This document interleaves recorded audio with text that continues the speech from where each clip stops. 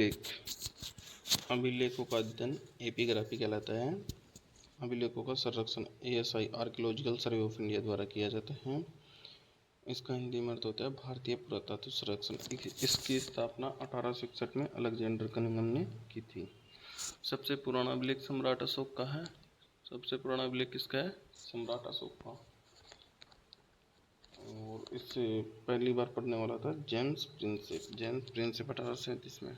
James Prinsep ने पढ़ा था 1837 में।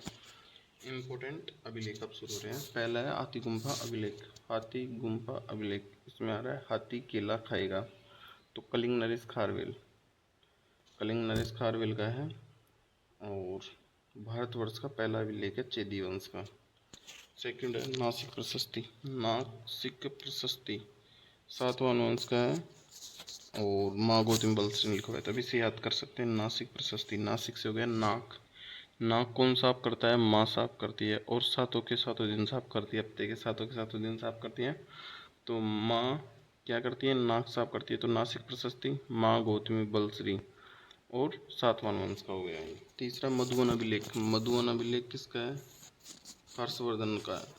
तो इसे कैसे याद कर सकते हैं? मधुवन, मधुवन में क्यों जाती है? हर्ष से मिलने जाती है। क्यों जाती है? हर्ष से मिलने जाती है। तो मधुवन अभिलेख किसका हो गया? हर्षवर्धन का हो गया। रुम्मन देई अभिलेख चौथा। रुम्मन देई अभिलेख किसका है? सम्राट अशोक का। रुम्मन देई, रुम्मन में किसकी आवाज आ रही है? चुम्बन, रुम्मन चुम्बन। अगर आपकी गर्लफ्रेंड आपको चुम्मा नहीं देगी तो आपको क्या होगा? शोक होगा, दुख होगा। क्या होगा? दुख होगा।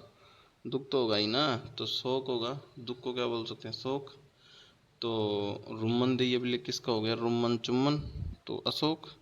तो रुम्मन देई अभिलेख किसका हो गया? अशोक का हो गया। शोक से अशोक हो गया ना, रुम्मन देई अभिलेख अशोक का हो गया, सम्राट अशोक का। इसके बाद में आ जाओ पांचवा जूनागढ़ अभिलेख। जूनागढ़ दो प्रकार के होते हैं, एक तो जूनागढ़ गिरनार अभिलेख और जूनागढ़ भीतरी अभिलेख। जूनागढ़ गिरनार अभिलेख याद करो। जूनागढ़ गिरनार अभिलेख, गिर में क्या आ रही है? गिरने की आवाज आती है। तो गिर कौन रहा है? युद्ध में कौन गिरता है? रुद्र ही तो गिरता है। तो रुद्र गिरता है, तो जूनागढ़ अभिलेख किसका हो गया? जूनागढ़ गिरनार अभिलेख रुद्रदामन का हो गया। गिरता कौन है? रुद्र गिरता है। तो जूनागढ़ गिरनार अभिलेख किसका हो गया? रुद्रदामन का हो गया। अब जूनागढ़ भीतरी अभिलेख। जूनागढ़ भीतरी अभिलेख, भीतर को क्या बोलते हैं? अंदर। तो अपन किसी को बोलते हैं आ जाओ इसके अंदर आ जाओ। किसके अंदर आ जाओ? इसके अंदर आ जाओ। जूनागढ़ भीतरी अभिलेख हो गया स्कंदगुप्त का। जूनागढ़ भीतरी अभिलेख हो गया स्कंदगुप्त का। प्रयाग प्रशस्ति। प्रयाग प्रशस्ति, प्रयाग प्रशस्ति इलाहाबाद में, इलाहाबाद का है। लिखवाने वाला कौन था? हरिसेन था। अब इसे कैसे याद करोगे? हरि, हरि का मतलब क्या होता है? भगवान विष्णु।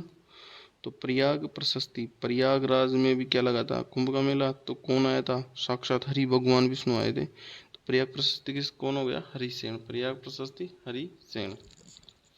आठवां अभिलेख चलते हैं अपन।